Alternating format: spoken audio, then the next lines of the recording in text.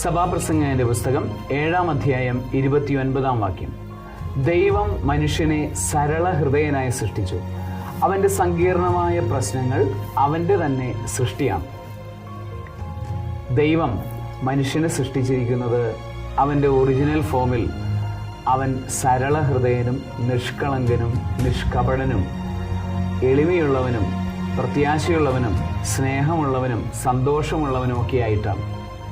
എന്നാൽ മനുഷ്യൻ അവൻ്റെ ആ ഒറിജിനാലിറ്റിയിൽ നിന്ന് മാറി സങ്കീർണതകളിലേക്ക് പോകുമ്പോൾ, പ്രത്യേകിച്ച് സങ്കീർണമായ തീരുമാനങ്ങളിലേക്കും സങ്കീർണമായ ബോധ്യമില്ലാത്ത ആഗ്രഹങ്ങളിലേക്കും ഒക്കെ പോയി കഴിയുമ്പോഴാണ് അവൻ്റെ ജീവിതം പ്രശ്നങ്ങളുടെ ഒരു വലിയ വലയിൽ പോയി വീഴുന്നത്. നമ്മളുടെ ജീവിതത്തിലും ഇത്തരത്തിലുള്ള അനുഭവം ഉണ്ടായിട്ടുണ്ടെങ്കിൽ ഒറ്റ കാര്യം ചെയ്താൽ മതി. സരള